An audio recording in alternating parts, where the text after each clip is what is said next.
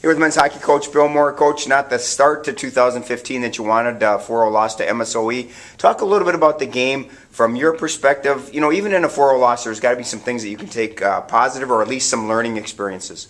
Well, we had more of the learning experiences than the things we could take from the positives, I think. One, we did not do a good job defensively, and that's been one of our strengths all year. We left guys wide open. It was just a struggle, and we just didn't play well.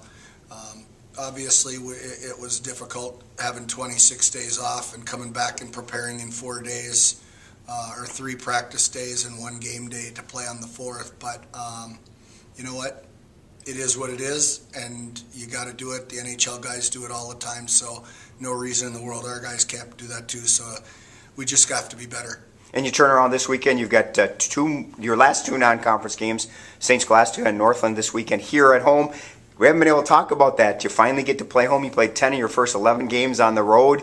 Talk a little bit about just playing at home and the whole difference in preparation and everything else getting ready for these games. Well, if you think about the philosophy to make the playoffs, everybody needs to win their home games and steal a road game or 2. Well, we've been on the road the whole time, so we've been trying to steal games all year long rather than just take care of business in your own barn. Well, now, the second half from now on, we've got 9 of our last 14 at home.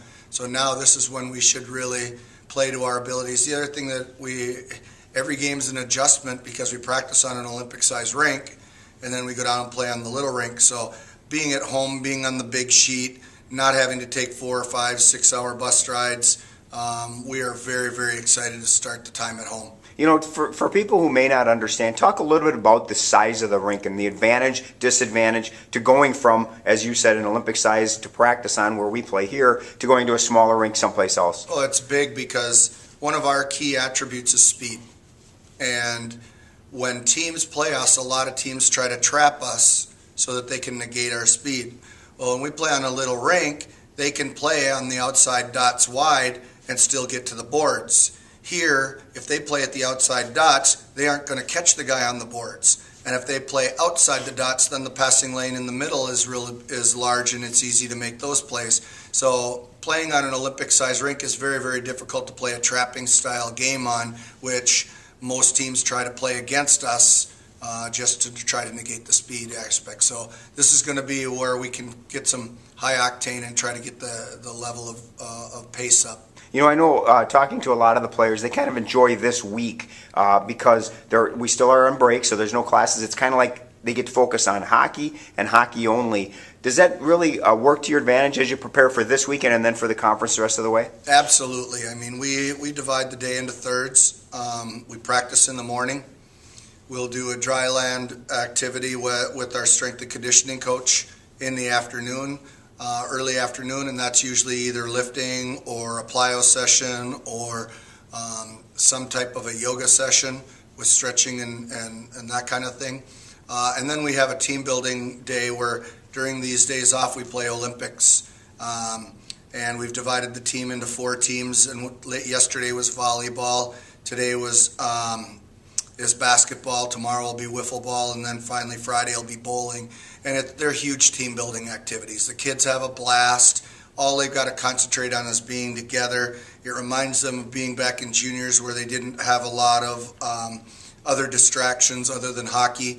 We can hit the video sessions pretty heavily and not be weighing on their grade point averages, which obviously is the most important thing. So this is a great week for us to try to build a base for the second half of the season, and we're going to try to take advantage of it every way we can. Let's talk a little bit about this weekend.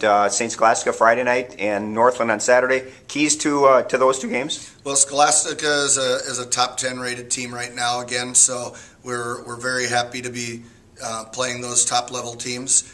They're normally a big, physical, strong team, a lot of Canadian style players. So we're going to have to push the pace. We're going to have to make their big guys move their feet, which usually the bigger guys have a more difficult time to do. So it's all going to be about pace. And if we get in a dump and chase game with them, we're going to be in trouble. If we get into a game where we can carry the puck into their zone, create line rushes and attack the goal, that's the style of play that we're going to be successful on, but we do not want to play a dump and chase game with them. Northland, it's hard to say. I mean, they've played good teams really tough. They've played good teams really badly. So we'll see what happens as far as consistency. But you know how it is in the West. You can't take anyone for granted. Everybody can beat anybody on a specific day. I mean, I look at our conference in the first half of the season, and our teams in our conference have 16 ties in the first half of the year. That's an incredible number. So, we just have to play our game, and as long as the pace is high, we got a great opportunity to win. St. Scholastica Friday night, Northland Saturday night, both games 7 o'clock here at St. Mary's. Good luck, Coach. Thank you very much.